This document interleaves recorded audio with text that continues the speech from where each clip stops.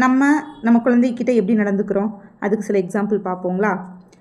ஒரு குழந்தை தன்னோட பென்சிலை தொலைச்சிட்டு வந்துருச்சு ஸ்கூல்லேருந்து வரும்போது. அதுக்கு அம்மா அந்த குழந்தைகிட்ட எப்படி கேட்குறாங்கன்னா, இன்றைக்கியும் உன்னோட பென்சிலை தொலைச்சிட்டு வந்துட்ட, இன்னும் 3 நாளைக்கு நீ அம்மா கூட பேசாத அப்படின்னு சொல்கிறாங்க. அப்படி சொல்லும்போது அந்த குழந்தை எதுவும் பெருசாக எடுத்துக்கல, கண்டுக்காமல் விட்டுருச்சு.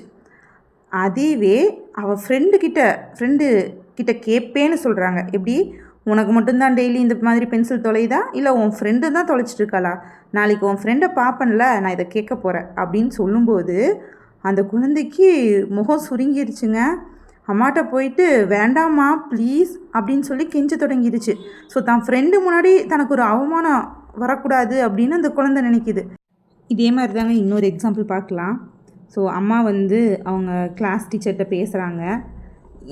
ஏன் டீச்சர், இவ தொட்டது 90க்கும் வீட்டில் பிடிவாதம் பிடிப்பான், அதே மாதிரி தான் எங்கள் ஸ்கூல்லையும் பிடிவாதம் பிடிக்கிறாளா, இல்லை ஸ்கூல்லையாவது ஒழுங்காக நடந்துக்கிறாளா அப்படின்னு அந்த குழந்தையோட காது பட கேட்டால் போதுங்க, எப்படிங்க இருக்கும் அந்த குழந்தைக்கு?